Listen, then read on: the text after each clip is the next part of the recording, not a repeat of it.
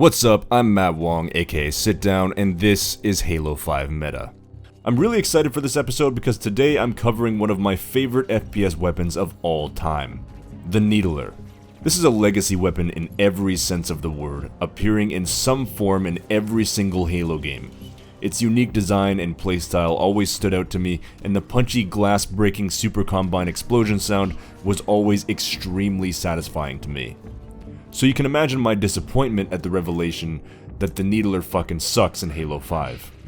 This may be my most controversial take yet, because it's debatable. Unlike some of my other weapons, this isn't an open and shut case. The Needler isn't obviously bad like the Suppressor or the Bolt Shot. It has actual advantages, and people do use it. So what I should say is while it's perfectly acceptable for middling players, at a high level it becomes completely useless. Now the Needler has already been power crept by the fact that your spawn magnum kills very quickly and consistently from very far away. The Needler fires slow-moving projectiles that aggressively track your target. It's not the only projectile tracking weapon in Halo 5, but it is the only one that is potentially usable. But at least the Needler has something.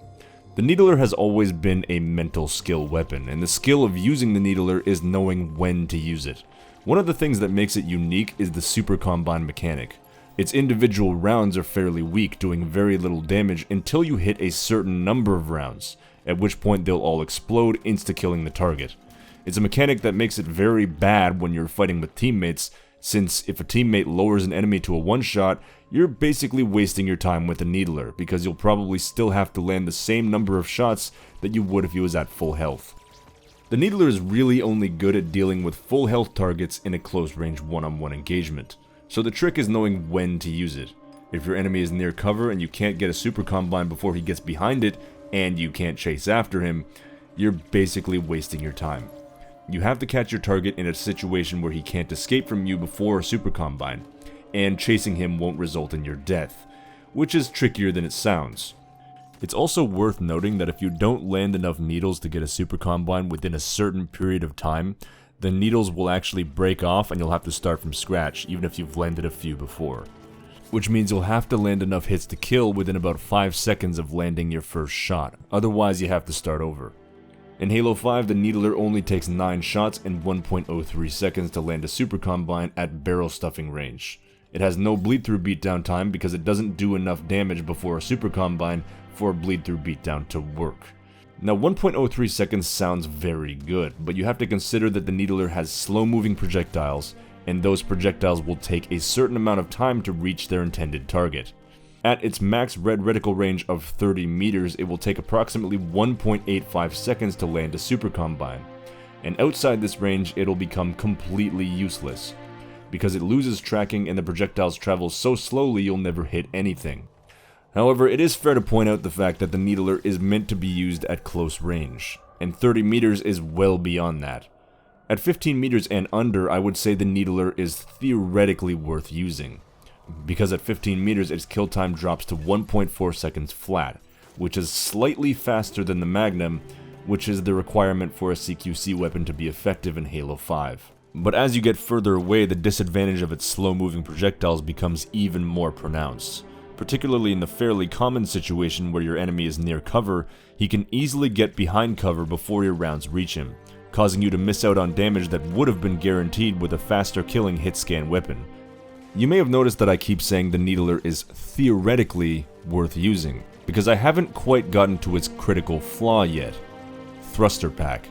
In Halo 5 you permanently have Thruster Pack as an armor ability, allowing a quick burst of speed to escape danger. This allows you to both quickly travel a distance of 17 meters with a Thruster Pack jump, but it also allows you to straight up dodge a Super Combine. This is the mechanic that breaks the Needler.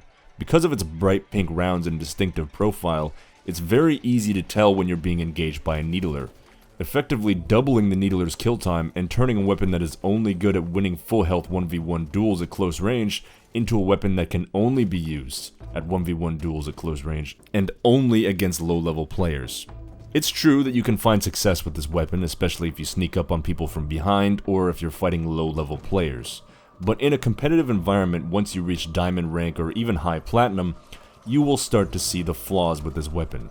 You'll start to see people dodging your super combines all the time, making the Needler effectively pointless to use. It's a weapon that has a ton of flaws and one great strength. And because of Thruster Pack, that great strength has been stripped away, with the caveat that, well, it took skill to do that, so fuck you. I've said before that I don't like it when a game basically puts a skill cap on a weapon, making it useless once you reach a certain level.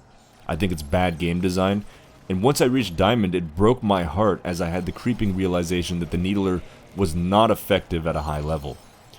But let me know what you think about the Needler in the comments. Do you love the thing for all its quirks and weirdness like I do, or do you think it doesn't belong in the sandbox? If you enjoy this kind of content, check out my Discord server and think about supporting me on Patreon. Links in the description. Next week, I'm planning to cover the Bolt Shot, which is much more terrible than it seems, so make sure you sub and hit the bell button if you want to catch that. Either way, that's it for this video, and I'll see you again next time.